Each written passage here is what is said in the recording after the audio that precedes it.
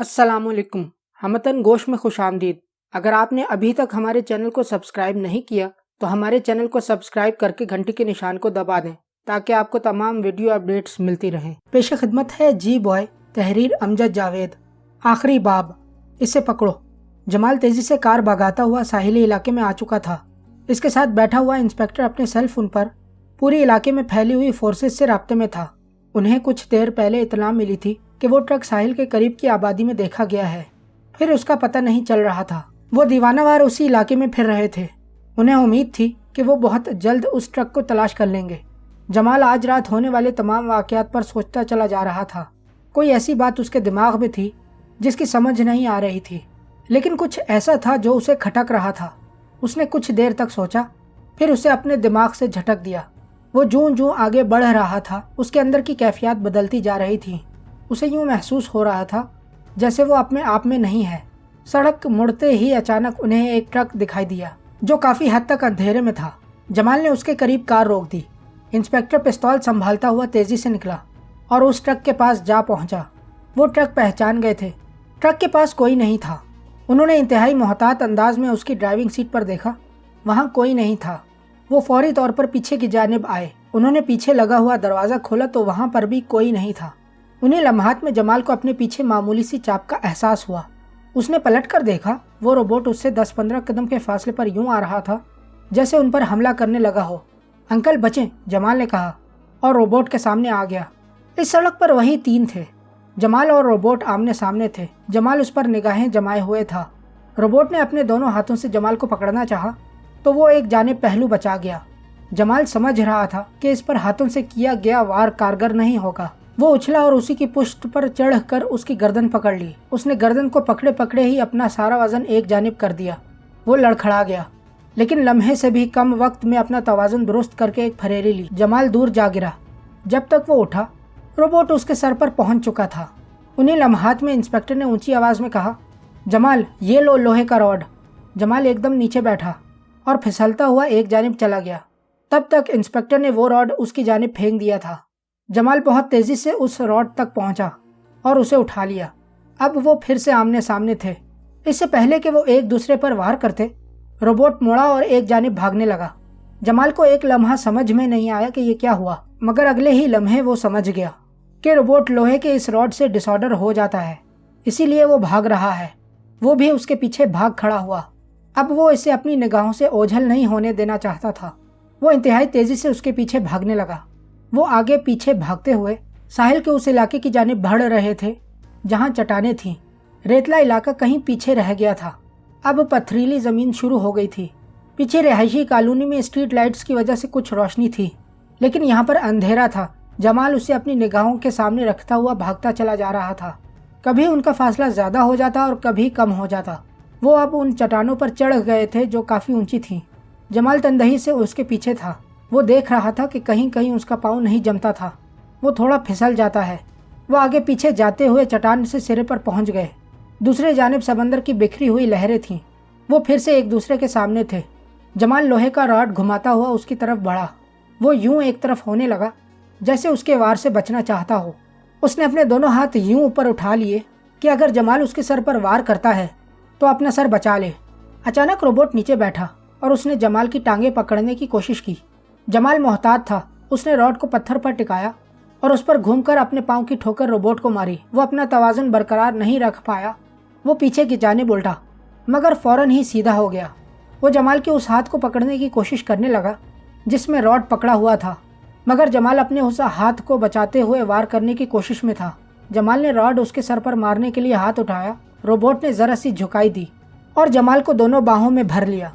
जमाल को लगा जैसे वो शिकंजे में कसा जा चुका है, जो लम्हा ब लम्हा सख्त होता जा रहा था। जैसे ही जमाल ने रॉड छोड़कर खुद को उस शिकंजे से निकालने की कोशिश की, रोबोट 2 कदम पीछे हटा। वो चट्टान के बिल्कुल सिरे पर था। अगला कदम उसका फ़ज़ा में लहराया और वो जमाल समेत सीधा समंदर में गिरता चला गया। एक तेज़ आवाज़ थी जो उसे गूंजती हुई महसूस हुई थी। वो पानी की सतह पर गिरा और फिर तह में डूबता चला गया। रोबोट ने अपना शिकंजा नहीं छोड़ा था। उसे यूं लगा जैसे उसका सांस बंद हो रहा है। वो ज़्यादा देर तक अपना सांस बंद नहीं कर सकता था। ऊपर से वो रोबोट के शिकंजे में था जिससे उसका दम घुट रहा था। اسے لگا جیسے اس کی تمام تر حسیات ختم ہوتی چلی جا رہی ہیں۔ اس نے خود پر قابو پانے کی بہت کوشش کی، لیکن یہ احساس ہوا جیسے اس کے حواس اس کا ساتھ چھوڑ رہے ہیں۔ اچانک اس کا سانس بند ہونے لگا۔ یہ کیسے ہوا یہ اسے بالکل سمجھ میں نہیں آ رہا تھا۔ اسے یہ بھی سمجھ میں نہیں آ رہا تھا کہ وہ سمندروں کی تہہ میں جا رہا ہے یا سطح پر ابھر رہا ہے۔ اس کے سامنے تاریکی تھی۔ جمال بالکل بھی نہیں دیکھ پا رہا تھا۔ وہ بے ہوش ہو چکا تھا۔ وہ پانی میں بے حس تیر رہا تھا۔ اس کے ارد گرد کئی غوطہ خور آ گئے تھے۔ انہوں نے روبوٹ کو ایک طرف دھکیلا اور جمال کو پکڑ کر اس کی ناک کے ساتھ آکسیجن لگا دیا۔ آکسیجن سلنڈر لگانے کے بعد انہوں نے جمال کو اوپر اٹھا لیا۔ وہ اسے لیے سطح سمندر پر لے جا رہے تھے۔ کچھ ہی دیر بعد وہ سطح سمندر پر ابھر آئے۔ ان کے نزدیک ہی ایک موٹر بوٹ آن رکی۔ انہوں نے بے ہوش جمال کو اس میں ڈالا اور موٹر بوٹ گہرے سمندر کی جانب چل پڑی۔ کرنل افتخار کنٹرول روم میں کھڑا دیکھ رہا تھا۔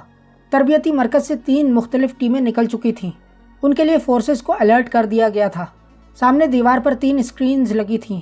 ان تینوں کے کیمرے دکھا رہے تھے کہ وہ اس وقت کہاں سے گزر رہے ہیں۔ ایک جانب کنٹرول روم میں اس کے راستوں کے بارے میں سرخ نشان آگے ہی آگے بڑھتا چلا جا رہا تھا۔ پہلی ٹیم اپنے ٹارگٹ مقام تک پہنچ چکی تھی۔ وہ ایک رہائشی علاقے میں بڑا سا بنگلہ تھا۔ اس کے سامنے کی سڑک سنسان تھی۔ ٹیم کے لوگوں نے اپنی کار تھوڑے فاصلے پر چھوڑ دی۔ وہ بنگلے کی جانب جانے کی بجائے اس کے ایک طرف چلے گئے۔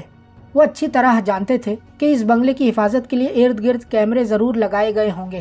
ممکن ہے اس کے علاوہ حفاظت کے لیے کوئی اور اقدامات بھی کیے گئے ہوں۔ ایک جوان آگے بڑھا اور لمحوں میں دیوار پر چڑھ گیا۔ جیسے ہی وہ دیوار کے اوپر پہنچا، ایک دم سے الارم بج گیا۔ اس نے الارم کی پرواہ نہیں کی، بلکہ دوسری جانب کود گیا۔ اندر لان اور پورچ میں کوئی بھی نہیں تھا۔ اب جبکہ الارم بج ہی گیا تھا، باقیوں نے بھی پرواہ نہیں کی اور وہ دیوار پر چڑھ کر اندر کودنے لگے۔ حیران کن بات یہ تھی کہ ابھی تک کوئی بھی ان کے سامنے نہیں آیا تھا۔ وہ پھیلتے ہوئے کوریڈور میں چلے گئے، یہاں تک کہ دروازے تک جا پہنچے۔ انہوں نے دروازہ کھولنے کی کوشش کی تو وہ اندر سے بند تھا۔ وہ دروازہ کھولنے کی کوشش میں تھے کہ انہیں احساس ہوا پچھلی طرف کوئی ہے، تو جوان اس جانب بھاگے۔ انہوں نے دیکھا 3 لوگ بھاگے چلے جا رہے ہیں۔ جوانوں نے للکارتے ہوئے کہا، رک جاؤ ورنہ گولی مار دیں گے۔ وہ نہیں رکے تو جوانوں نے فائرنگ کر دی۔ بھاگتے ہوئے لوگ سہم کر وہیں بیٹھ گئے۔ اگلے چند منٹ میں وہ تینوں پکڑے گئے۔ ٹیم کے لوگ انہیں پکڑ کر اندر لے گئے، یہاں تک کہ وہ اس کمرے تک جا پہنچے جہاں کئی کمپیوٹر پڑے ہوئے تھے۔ وہاں 2 لوگ مزید موجود تھے۔ دوسری ٹیم اب تک اپنے ٹارگٹ مقام تک پہنچ گئی تھی۔ وہ بھی پوش علاقے میں ایک گھر تھا۔ ایک جوان اس گھر کے گیٹ پر پہنچا۔ چوکیدار نے ذرا سا گیٹ کھول کر پوچھا ہی تھا کہ جوان اندر داخل ہونے کی کوشش کرنے لگا۔ جب تک چوکیدار نے گن سیدھی کی، وہ اس پر حاوی ہو چکا تھا۔ وہاں سے لوگوں کو گرفتار کرتے ہوئے انہیں 5 سے 10 منٹ لگے تھے۔ اس وقت کرنل افتخار تیسری ٹیم کو دیکھ رہا تھا جو اپنے ٹارگٹ مقام تک پہنچ کر کارروائی کر رہی تھی۔ ایسے میں اس کے سیل فون کی اسکرین جگمگا اٹھی۔ اس نے دیکھا انسپکٹر منصور کی کال تھی۔ اس نے فوراً کال ریسیو کی۔ دوسری جانب سے انسپکٹر منصور نے انتہائی دکھ بھرے لہجے میں کہا، جمال اور روبوٹ لڑتے ہوئے سمندر میں جا گرے ہیں۔ کیا کہہ رہے ہو؟ انہوں نے وحشیانہ انداز میں پوچھا۔ میں سچ کہہ رہا ہوں، میں نے اپنی آنکھوں سے دیکھا ہے۔ اوہ، کرنل کے منہ سے بے ساختہ نکلا۔ اب کیا ہوگا انسپکٹر؟ پتہ نہیں، انسپکٹر نے کہا اور خاموشی چھا گئی۔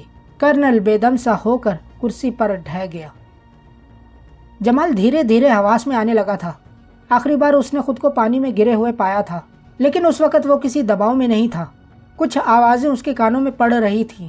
پہلے اسے سمجھ میں نہیں آ رہا تھا کہ وہ کیا باتیں کر رہے ہیں، پھر اسے سمجھ آنے لگی۔ دیکھو، لگتا ہے اسے ہوش آنے لگا ہے، پہلی آواز گونجی۔ ہاں، اس کی آنکھوں کی پتلیاں بتا رہی ہیں۔ دوسری آواز اس کے کانوں میں پڑی۔ جیسے ہی اسے کسی نے ہاتھ لگایا، اس نے آنکھیں کھول دیں۔ اس وقت وہ ایک چھوٹے بحری جہاز کے کیبن میں لیٹا ہوا تھا۔ اس کے ارد گرد 3 لوگ کھڑے تھے۔ اس سے تھوڑے سے فاصلے پر وہی روبوٹ کھڑا بے حس نگاہوں سے اسے دیکھ رہا تھا۔ میں کہاں ہوں اور تم کون لوگ ہو؟ جمال نے سخت لہجے میں پوچھا۔ تو ایک جانب بیٹھے ہوئے ادھیڑ عمر شخص نے مسکراتے ہوئے کہا، ارے میاں، یہ تو ایک ڈاکٹر ہے۔ یہ جو دوسرا ہے نا، میرا خاص ساتھی ہے، اور میں ہوں تمہارا چاہنے والا۔ میں سمجھا نہیں، میرا چاہنے والا؟ جمال نے حیرت سے پوچھا۔ ہاں بھائی، چاہنے والا، جس کی چاہت میں جسے حاصل کرنے کے لیے ہم نے اپنی جان داؤ پر لگائی ہوئی تھی۔ اتنا سرمایہ خرچ کیا، اس جیسا روبوٹ لانا پڑا، پھر کہیں جا کر تم قابو میں آئے ہو، اس نے طنزیہ انداز میں کہا، اور پھر کہا لگا دیا۔ کون ہو تم؟ جمال نے پوچھا۔ ارے میاں ہمارا تعارف جان کر کیا کرو گے؟ تم ہمارے پاس تھوڑی دیر کے لیے مہمان ہو، پھر نہ ہم نے تم سے ملنا ہے اور نہ تم ہم سے ملو گے۔ اب اس تھوڑی دیر کے لیے جان پہچان کاہے کو کرنی، چھوڑو، اس نے اسی طنزیہ لہجے میں کہا۔ تو جمال نے بے چین ہوتے ہوئے پوچھا، تم مجھے کہاں لے کر جا رہے ہو؟ ارے میاں آرام سے بتا دیتے ہیں، اتنا غصہ کیوں کر رہے ہو؟ اس نے حقارت سے کہا۔ بولو مجھے بتاؤ، جمال نے کہا۔ اگرچہ ہم تمہارے پابند نہیں ہیں، ہم چاہیں تو اس بدتمیزی والے انداز پر ابھی کچھ جھانپڑ تمہارے منہ پر مار دیں، لیکن پھر سوچا کہ مہمان ہو تم۔ اس نے پھر گول مول بات کر دی۔ ایک دم سے جمال سمجھ گیا تھا کہ کون سی بات اس کے دماغ میں کھٹک رہی تھی۔ وہ لوگ جمال اور سب لوگوں کے ساتھ کھیل گئے تھے۔ اگر تم یہ سمجھتے ہو کہ، جمال نے کہنا چاہا، تو اس ادھیڑ عمر شخص نے اس کی بات کاٹتے ہوئے سختی سے کہا، نہ میاں نہ، اب زیادہ بکواس کرنے کی ضرورت نہیں، تم ہمارے قابو میں تھوڑی دیر کے لیے ہو۔ اس دوران اگر تم نے کوئی کوشش بھی کی تو ہم تمہیں مار بھی سکتے ہیں۔ اب جو کرنا ہے نا، اسی ڈاکٹر ولیم کے ساتھ کرنا جس کے لیے ہم نے تمہیں اغوا کیا ہے، سمجھے؟ تم لوگ اگر کوشش بھی کرو نا تو مجھے پھر بھی نہیں لے جا سکتے، جمال نے درست لہجے میں کہا۔ تو وہ ادھیڑ عمر شخص کہا لگا کر ہنس دیا۔ ارے میرے راجا، میں خوش ہوا، جبکہ اس وقت تم ایک بھیکے سے چوہے کی مانند میرے سامنے پڑے ہو، پھر بھی پر امید ہو۔ اب میں سمجھا کہ وہ باولا ڈاکٹر کیوں تمہارے پیچھے پاگل ہو رہا ہے، تم لوگ مجھے ٹریپ کر کے۔ اس نے کہنا چاہا تو وہ پھر ہنستے ہوئے بولا، ٹریپ ہی تو کیا، ورنہ تم کیسے قابو میں آتے میاں؟ وہ انسپیکٹر وہاں بھٹک رہا ہے اور تم یہاں ہمارے پاس ہو۔ یہ روبوٹ جو تم دیکھ رہے ہو نا، ناقابل تسخیر ہے۔ ایک راڈ کی ضرب سے اگر یہ خراب ہونے والا ہو تو اسے بنانا ہی بیکار ہے میاں۔ میں ابھی آپ لوگوں سے جمال نے کہنا چاہا، لیکن اس کی بات سنے بغیر ادھیڑ عمر شخص نے اکتائے ہوئے انداز میں کہا، سنو میاں، آخری بار کہہ رہا ہوں، تم ہو تھوڑی دیر کے لیے ہمارے لیے مہمان، تمہارے کہیں چوٹ نہ لگ جائے اس لیے مہمان بنایا ہوا ہے، ورنہ تم کسی خارش زدہ کتے کی مانند وہاں فرش پر پڑے ہوتے۔ اب اپنا منہ بند رکھنا اور کوئی بکواس مت کرنا، ورنہ میرا دماغ گھومنے میں وقت نہیں لگتا۔ سر لگائیں اسے انجیکشن؟ قریب کھڑے ڈاکٹر نے اجازت لینے والے انداز میں پوچھا۔ ارے میاں مجھے ایک بار کنفرم تو کر لینے دو، ابھی بتاتا ہوں۔ یہ کہہ کر اس نے کیبن کے دروازے کی طرف دیکھا، پھر سکون سے ایک جانب کاؤچ پر بیٹھ گیا۔ اس کا انداز ایسا ہی تھا جیسے کسی کا منتظر ہو۔ اگر آپ کہیں تو میں بلا لاؤں؟ ایک طرف کھڑے شخص نے کہا۔ ابھی آ جائے گا، اس ادھیڑ عمر شخص نے کہا اور پرسکون انداز میں بیٹھ گیا۔ جمال اسی کی طرف دیکھ رہا تھا، اس کے اندر کی کیفیت بدل رہی تھی۔ ایسے میں اس کے سامنے تاریکی چھا گئی۔ لمحہ بھر بعد اس کے سامنے ایک نقطہ روشن ہوا جو سرخ تھا۔ وہ سرخ نقطہ پھیلتا چلا گیا جو بہتے ہوئے پانی کی صورت بن گیا۔ وہ سرخ پانی اس کے سامنے ہل رہا تھا۔ اچانک ایک طرف سے اس میں سفیدی کی لکیر آ گئی۔ وہ لکیر جیسے جیسے سرخ پانی میں تحلیل ہوتی چلی جا رہی تھی، اسی طرح اس سرخی میں انتشار بڑھنے لگا۔ وہ سرخ پانی کھولنے لگا، اس میں بلبلے اٹھنے لگے۔ وہ بلبلے پھٹتے تو اس میں چنگاریاں نکلنے لگتی۔ کچھ دیر بعد وہ انتشار تھم گیا۔ سرخی دھیرے دھیرے تاریکی میں بدلی اور دو چمکتی ہوئی آنکھیں دکھائی دینے لگیں جن سے شعلے نکل رہے تھے۔ اچانک وہ آنکھیں بند ہو گئیں، شعلے بند ہو گئے، پھر سب واضح ہو گیا تھا۔ جمال اٹھ کر بیٹھ گیا۔ اس نے دیکھا کہ تھوڑے فاصلے پر وہی ادھیڑ عمر شخص بیٹھا ہوا ہے۔ ایسے میں اس چھوٹے بحری جہاز کو چلانے والا کپتان کیبن میں آ گیا۔ ادھیڑ عمر نے اس کی طرف دیکھ کر پوچھا، ہاں بولو، کیا کہتے ہیں؟ کچھ دور ہمیں جانا ہوگا گہرائی میں، وہیں ایک ہیلی کاپٹر آئے گا، ہم نے اسے وہیں سوار کرانا ہے، ہمارا کام ختم ہو جائے گا، پھر ہمارا کوئی تعلق نہیں رہے گا۔ کپتان نے فکر مندی سے کہا۔ پھر وہ آگے کیسے لے جائیں گے؟ ادھیڑ عمر نے پوچھا۔ مجھے لگتا ہے کہ وہ ہمسایہ ملک میں کہیں لے جائیں گے، وہاں سے چارٹرڈ جہاز سے لندن روانہ ہو جائیں گے، اس نے تیزی سے کہا۔ بالکل، اسی لیے اس کو انجیکشن کی ضرورت ہے تاکہ یہ لندن تک بے ہوش رہے، وہاں اسے مریض بھی تو ثابت کرنا ہے نا، ادھیڑ عمر نے سوچتے ہوئے کہا۔ ہاں، ہم بس 10 منٹ تک گہرے پانی میں پہنچ جائیں گے، لگا دیں اسے انجیکشن، کپتان نے کہا اور باہر کی طرف چل دیا۔ تبھی ادھیڑ عمر نے ڈاکٹر کو اشارہ کر دیا۔ ڈاکٹر نے تیزی سے ایک ڈبہ کھولا، اس میں سے سرنج نکالی، ساتھ ہی ایک چھوٹی سی شیشی سے دوا بھری اور جمال کو انجیکشن لگانے کے لیے تیار ہو گیا۔ دیکھو مجھے بے ہوش مت کرو، جمال نے کہا۔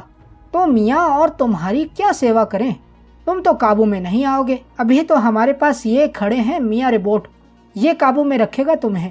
اچھے بچے بنو اور آرام سے انجیکشن لگوا لو، بس پھر تمہاری آنکھ لندن میں ہی کھلے گی، تم بھی پرسکون رہو گے، ادھیڑ عمر نے کہا تو ڈاکٹر نے آگے بڑھ کر اس کا بازو پکڑنے کا اشارہ کیا۔ جمال نے مزاحمت کرنا چاہی تو روبوٹ آگے بڑھا، اس نے جمال کو اپنے دونوں ہاتھوں کے شکنجے میں کس لیا۔ جمال اس کے شکنجے سے نکلنے کے لیے زور آزمائی کرنے لگا، ایسے میں اس کا بازو کئی لوگوں نے پکڑ لیا۔ وہ بے بس ہو گیا تھا۔ جمال کی یہ غلط فہمی دور ہو گئی تھی کہ اس روبوٹ کو کوئی آپریٹ کرتا ہے۔ اس میں جدید ترین ٹیکنالوجی تھی جس کے بلبوتے پر وہ سب کچھ کر رہا تھا۔ جمال کو اس کی سمجھ آ گئی تھی، لیکن اس وقت جب وہ بے بس ہوا، ڈاکٹر نے اس کی رگ تلاش کرنے میں 2-4 لمحے لگائے اور اسی افراتفری میں اس کے انجیکشن لگا دیا۔ جیسے ہی سوئی اس کے جسم میں لگی اور دوا اس کے بدن میں داخل ہونے لگی، اس کے اندر آگ لگ گئی۔ چند لمحوں میں ساری دوا اس کے بدن میں داخل کر دی گئی۔ وہ لوگ اس سے پیچھے ہٹ گئے۔ روبوٹ ایک جانب جا کر کھڑا ہو گیا۔ جمال کا سر چکرانے لگا تھا، اس کے جسم میں آگ بھرنے لگی۔ اسے کچھ دیر پہلے دیکھا ہوا منظر یاد آ گیا۔ وہ سمجھ گیا تھا کہ یہ انجیکشن اسے ریئیکٹ کر گیا تھا۔ اس کے چہرے پر پسینہ پھوٹ پڑا تھا۔ اس نے آنکھیں کھول کر دیکھا، ہر شے لرزتی ہوئی محسوس ہونے لگی تھی۔ اس نے خود کو سنبھالنے کے لیے دونوں ہاتھوں سے اس بیڈ کو سنبھالنا چاہا، لیکن وہ اس کی گرفت سے تڑ کر کے ٹوٹ گیا۔ وہ فرش پر جا گرا۔ یہی وہ لمحہ تھا جب اس کے ذہن میں ساری بات آ گئی تھی کہ اسے کیا کرنا ہے۔ وہ اپنے پاؤں پر اچھلا اور دروازے کے باہر چلا گیا۔ پکڑو اسے، ادھیڑ عمر کی زوردار آواز گونج کر رہ گئی۔ اس نے پیچھے مڑ کر نہیں دیکھا۔ وہ بھاگتا ہوا جہاز کے عرصے پر جا پہنچا۔ اسے معلوم تھا کہ اس کے پیچھے کون آئے گا۔ اس نے اندھیرے میں بکھرے ہوئے سمندر کو ایک نگاہ دیکھا۔ جہاز کی روشنیاں سمندر کے جھاگ اڑاتے پانی پر پڑ رہی تھیں۔ وہ تیار ہو کر کھڑا ہو گیا۔ اگلے ہی لمحے روبوٹ عرصے پر نمودار ہوا۔ وہ اسی کا انتظار کر رہا تھا۔ اس کے پیچھے وہی ادھیڑ عمر اور ایک شخص تھا۔ شاید وہ یہ سمجھے تھے کہ جمال سمندر میں چھلانگ لگا دے گا۔ دیکھو تم نہ جاؤ کہیں سمندر میں، ادھیڑ عمر نے زور سے کہنا چاہا، لیکن جمال نے پرسکون لہجے میں اپنے لبوں پر انگلی رکھتے ہوئے کہا، خاموش، اس نے یہ کہا اور اپنی طرف آتے ہوئے روبوٹ کو نگاہوں میں رکھ لیا۔ وہ اپنے بازو پھیلائے ہوئے جمال کو شکنجے میں کسنے کے لیے آگے بڑھ رہا تھا۔ وہ رکا نہیں بلکہ سیدھا اس طرف آیا۔ جمال اپنی جگہ سے نہیں ہلا۔ جیسے ہی وہ اس کے جسم کو چھونے لگا، جمال جھکائی دے کر نیچے بیٹھ گیا۔ جب تک روبوٹ واپس پلٹا، جمال اس کے پیچھے آ کر کھڑا ہو گیا تھا۔ ابھی وہ پہلو ہی میں تھا کہ جمال نے بھرپور لات اس کی کمر پر ماری۔ وہ ہلکا سا لڑکھڑایا اور عرشے کی ریلنگ کے ساتھ جا لگا۔ اس نے خود پر قابو پا لیا تھا۔ تب تک جمال اس کے سر پر پہنچ گیا۔ اس نے پھر سے گھوم کر فلائنگ کک لگائی۔ یہ بہت بڑا رسک تھا، لیکن جمال وہیں گھوم کر عرشے پر آ گیا اور روبوٹ ریلنگ کی دوسری جانب لٹک گیا تھا۔ اس کے ہاتھ ہی جہاز کو چھو رہے تھے، لیکن اس کا بدن فضا میں تھا۔ وہ واپس جہاز کے عرشے پر آنے کے لیے بدن کو تول رہا تھا۔ اس کا چہرہ اوپر کی طرف تھا۔ جمال نے دونوں ہاتھوں کی ایک ایک انگلی اس کی آنکھوں میں ڈال دی۔ وہ ایک دم ساکت ہو گیا۔ جمال نے اسے دیکھا، وہ وہیں لٹک رہا تھا۔ اس نے پیچھے مڑ کر دیکھا۔ 3 فائٹر نما لوگ آ چکے تھے۔ ان میں سے ایک کے ہاتھ میں گن تھی، باقی 2 خالی ہاتھ تھے۔ وہ شاید بہت زیادہ پراعتماد تھے یا پھر انہیں روبوٹ کا زوم تھا جو اس وقت ریلنگ کے ساتھ لٹک رہا تھا۔ جمال نے ایک لمحہ کے لیے انہیں دیکھا اور پھر روبوٹ کی طرف دیکھنے لگا۔ وہ ابھی تک لٹک رہا تھا۔ وہ چاہتا تو ایک لمحے میں اسے گرا سکتا تھا، لیکن اسی لمحے ادھیڑ عمر کی آواز آئی، رکو جی بوائے ورنہ گولی مار دوں گا۔ جمال رک گیا اور اس نے پلٹ کر اسے دیکھا اور پھر اونچی آواز میں بولا، اب میں نہیں رکنے والا، تم چاہو تو فائر کر سکتے ہو، یہ مت سوچنا کہ تم ہمارے مہمان بنے رہو گے۔ ادھیڑ عمر نے کہا تو جمال نے کاندھے اچکاتے ہوئے کہا، تمہارا یہ روبوٹ تو اب بیکار ہو چکا، یہ یہیں لٹکتا رہے گا جب تک میں نہ چاہوں کہ اسے سمندر میں گرا دوں۔ تم ایسا نہیں کر سکتے ہو، اس نے دھمکاتے ہوئے کہا، تم مجھے نہیں روک سکتے، اگر روک سکتے ہو تو روک لو۔ جمال نے لاپرواہی سے کہا، پکڑو اسے، اس ادھیڑ عمر شخص نے کہا۔ اس کے ارد گرد کھڑے لوگ جمال کو پکڑنے کے لیے آگے بڑھے۔ جیسے ہی ایک شخص اسے پکڑنے کے لیے مکہ لہراتے ہوئے اس کے قریب آیا، جمال تھوڑا سا اچھلا اور اس نے اس شخص کی گردن کو پکڑا، ٹانگیں اوپر اٹھائیں اور عرشے پر خود کو گرا دیا۔ گرتے ہی اس نے کلابازی لگائی اور اس کے اوپر آ گیا۔ اس نے ہلکا سا دباؤ دیا تو وہ شخص نیچے پڑا تڑپا۔ اس کے منہ سے خون نکل کر اس کے سینے پر پھیل گیا۔ اتنے میں 2 لوگوں نے جمال کو بازوؤں سے پکڑ لیا تھا۔ جمال نے ایک جھٹکا دیا، وہ عرشے پر تیرتے ہوئے دور جا گرے۔ جمال نے خود سے کچھ فاصلے پر کھڑے ایک شخص کو دیکھا جو اس کی طرف بڑھ رہا تھا۔ جمال خود اس کی طرف چل پڑا۔ چند قدموں کے بعد اس نے ہوا میں اچھل کر کک اس کے سینے پر ماری تو وہ الٹ کر گرا۔ जमाल ने नजदीक जाकर उसे एक ठोकर मारी तो वो भी ओह की आवाज के साथ ढेर हो गया। उसके मुंह से खून की फुहार निकली और वो वहीं ढेर हो गया। वो बेहोश हो चुका था। बस अब इसे गोली मार दो, अधेड़ उम्र की आवाज गूंजी। एक तरफ खड़ा शख्स उसकी तरफ गन किए हुए था। उसने फायर किया लेकिन जमाल उस वक्त तक अपनी जगह छोड़ चुका था। जमाल ने कलाबाजी मारी और उस अधेड़ उम्र के पास जा पहुंचा और फिर उसे दोनों बाजुओं में जकड़ लिया। अब करो फायर, जमाल ने चीखते हुए कहा। रुक जाओ, अधेड़ उम्र चिल्लाया और फिर जमाल की तरफ देख कर कहा, एक डील कर लेते हैं। कौन सी डील? हमें कुछ न कहो, हम तुम्हें वापस साहिल पर उतार देते हैं, भूल जाते हैं सब कुछ। उसने मुफाहिमाना अंदाज में कहा। चलो फिर केबिन में वहीं बात करते हैं, जमाल ने कहा और अधेड़ उम्र शख्स ने रोबोट की तरफ देखा। फिर कहा, इसे, वो गिर जाएगा खुद ब खुद समंदर में, इसे बचा लो, बहुत महंगा पड़ा है। अधेड़ उम्र ने कहा तो जमाल को एकदम से गुस्सा आ गया। उसने एक हाथ अधेड़ उम्र की गर्दन पर रखा और जोर से एक तरफ धक्का दिया। वो फिसलते हुए केबिन की दीवार के साथ जा लगा। वो दीवार लगते ही साकित हो गया। उसको शायद कुछ ज्यादा ही चोट लगी थी। यही वो लम्हा था जब गन वाले ने गन सीधी की। जमाल इंतहाई तेजी से उठा और कलाबाजी लगाते हुए उस तक जा पहुंचा। वो शायद पहले ही से खौफजदा था। उसने फायर कर दिया और फिर करता ही चला गया। जमाल वहां नहीं था, वो गन वाले के पीछे पहुंच चुका था। उसने फर्श पर बैठे बैठे ही अपनी टांग उसकी टांगों पर मारी। वो धड़ाम से फर्श पर गिर गया। गन उसके हाथ से निकल गई थी। जमाल ने उस गन को ठोकर मारी। वो फिसलती हुई समंदर में जा गिरी। ये सब कुछ चंद लम्हों में हो गया। तीसरा शख्स आंखें फाड़े यूं उसे देख रहा था जैसे उसे समझ ही न आ रही हो। आओ, जमाल ने उसकी तरफ देखते हुए कहा। नहीं, मैं मुकाबले पर नहीं आता, उसने हाथ उठाते हुए कहा।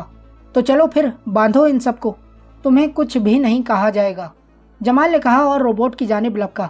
वो अभी तक वहीं लटक रहा था। जमाल ने उसका एक हाथ पकड़ा तो वो बेजान था।